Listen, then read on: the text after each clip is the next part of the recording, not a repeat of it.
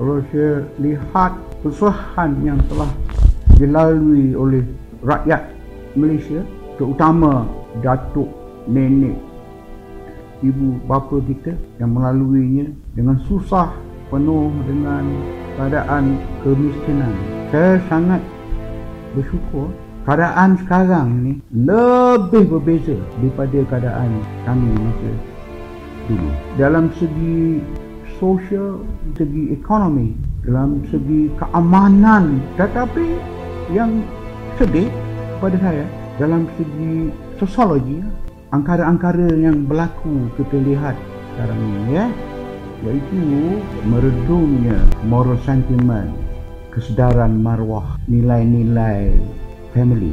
Masa dulu kita hargai, pandang tinggi, menghormati, diharap saudara yang rapat. Tapi perkara itu sekarang dah meredung, dah tak ada dah. Keamanan, kita sekarang kita boleh tidur lena, berbanggalah. Di mana kita ada, kita tidak takut kerana ada keamanan. Tentera mengawasi sempadan Air Force. Kita ambil tu ibarat perkara biasa.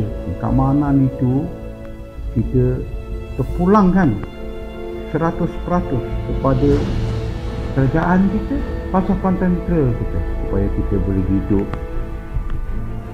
dengan selesa. Dengan itu saya harap dan menggalakkan semua rakyat Malaysia, lihatlah tayangan The Malay Regiment.